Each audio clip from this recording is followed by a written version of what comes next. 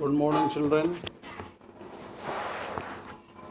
Two parts I had finished of Red Trapseller, the fourth lesson of Flamingo. Now, today I am going to provide you the last third part of the lesson. I told you that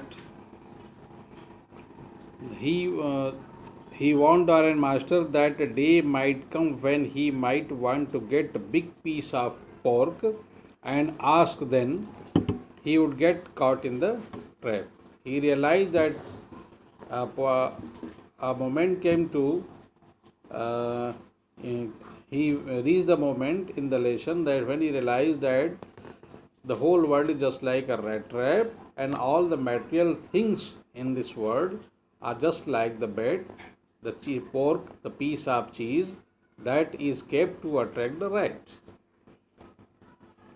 The Iron Master began to laugh when he listened his comment that the whole world is a rat trap and everybody just like a rat.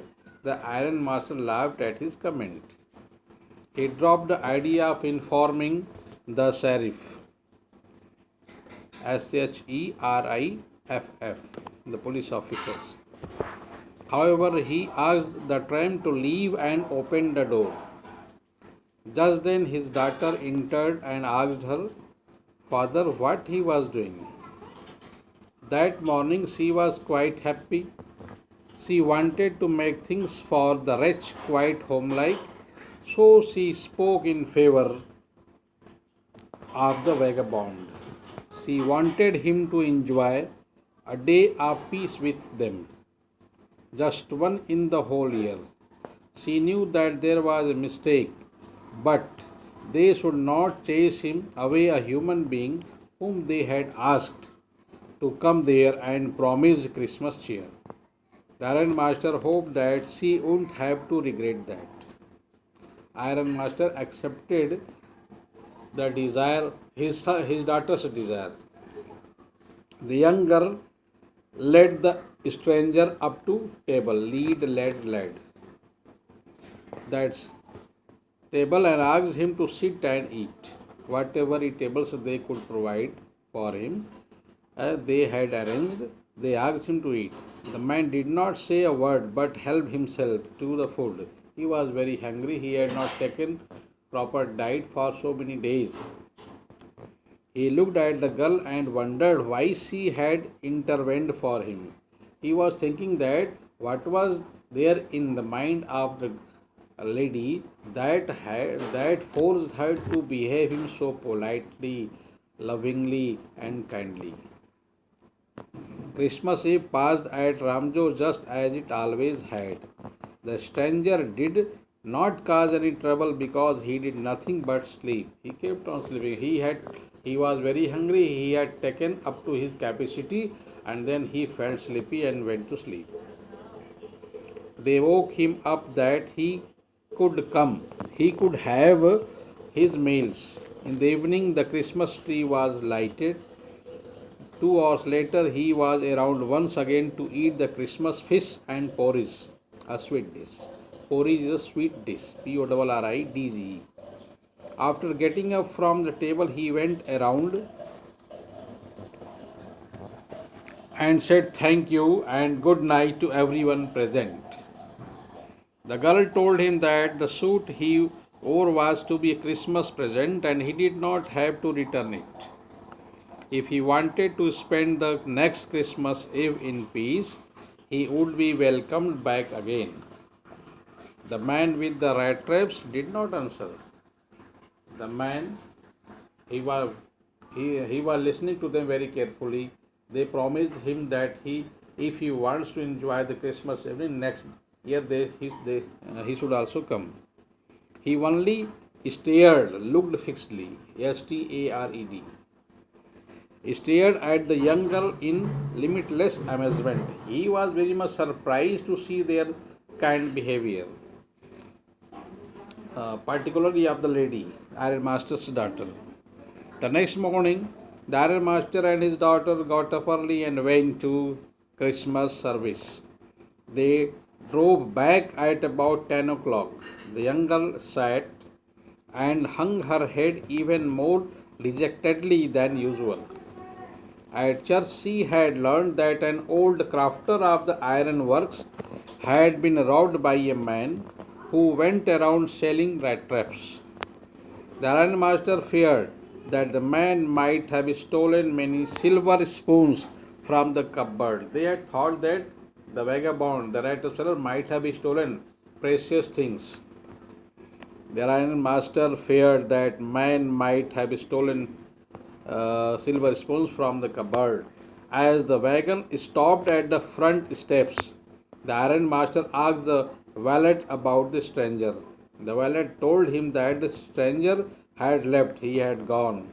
He had not taken anything with him at all, but he had left a package for Miss Wilminson, the ironmaster's daughter, as a Christmas present. What was there in as a present for that lady?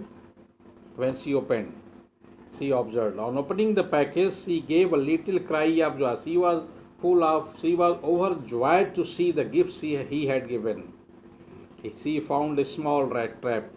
It was inside the packet, and in it lay three wrinkled 10 kroner notes that had forced him to reach there. And he was caught by the ironmaster. He was mistaken to be one of his old acquaintances as captain of army, and that had made that lady to invite him to their home to enjoy the Christmas function. These were 3 kroner notes. There was also a letter addressed to her. What was written in the letter? He did not want her to be embarrassed by a thief, but act as a captain. He requested her to return the money to the old man on the roadside, who had money pouch hanging on the window frame as a bait for the poor wanderers. The rat trap was a Christmas present from a rat. From a rat. Who was the rat? The rat trap seller, the peddler, who would have been caught in the worst rat trap if he had not been raised to captain, because in that way he got power to clear himself. See the sentence. With the sentence, he realized that if you give a proper respect to a person, the person tries to raise himself, herself to get that position. It means with sympathy, with encouragement, we can bring certain changes, positive changes in the attitude of people, those who are exploited, those who are very poor, those who are buried from so many facilities of the world. That's all about the lesson. In 3 parts I had provided you total story of the lesson. Go through them once again. Now I will give you some long questions to be asked in board exams also. You must listen to them, note down in your fair notes, and when the school reopens, you have to show it.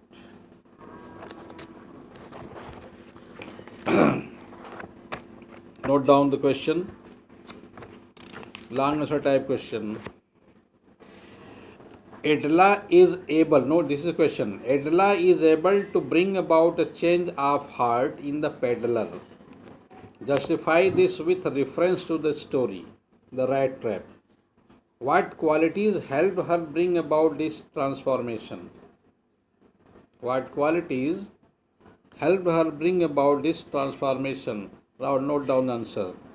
Adela is the daughter of the iron master. She does not force herself upon the peddler. Instead, she tries to persuade him that he would spend Christmas Eve with them. He friendliness wins his trust in humanity. Her friendliness wins. Later, she persuades her father not to send the peddler away because his identity is already revealed to them. Consequently, they invite him on the Christmas Eve. Adela also tells them that if he wishes to so, he is welcome again next year on the Christmas Eve. Her kindness and hospitality awakens his conscience next year, awakens his conscience, and this brings about a change in the peddler's attitude. He is reformed now. The realization which the peddler experiences is that there is a way out of the trap. Ultimately, she decided to return the 30 kroners that he had stolen from the old man. So he decided to return the 30 kroners of the old crofter. I am sure that you have noted down, sir. Second question is value-based question. Honesty is considered the best policy for earning one's bread and butter. Stealing is a sin and a punishable act. Vagabonds tend to forget this essential goodness.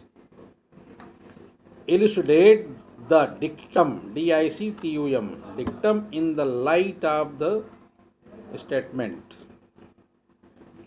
Note down answer. Every human being has to earn his bread and butter means vary from person to person, vary, but one has to face many obstacles and odd situations in life. These means can be fair or foul, right or wrong, whatever means people are adopting. Fair or foul, honest or dishonest. Unfortunately, the modern man hankers after money and has become commercial minded.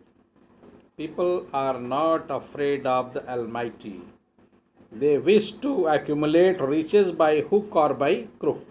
They have no respect for humanity and moral values, the social norms and time tested principles BEMON, somewhere in a corner. The morals of this computer age focuses only on pecuniary gains, PECUNIARY. They are desirous of becoming rich overnight, all of a sudden, and it is sure that no one can make easy money without resorting to corruption. One should always remember that those who are honest get respect in society and feel themselves satisfied. They don't have to feel guilty, but those who are corrupt hide themselves behind the veils when caught. A person should always be honest and sincere. The factory workers, farmers, teachers, and poor artisans,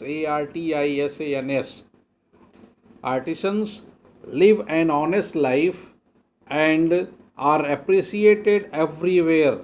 Fred rightly proclaimed in his letter. Fred is a writer, FREUD, not fraud, FREUD. Fred is a writer, rightly proclaimed in his letter to William Flyness that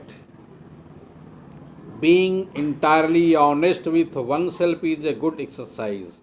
A few honest men are better than numerous bad ones. I am repeating, a few honest men are better than numerous bad ones. Note down these two questions. Tomorrow I will provide you two more long questions and certain short questions. Before that, you should note all these things in a fair notes to get it verified by me when the school reopens. Thank you. Have a nice day.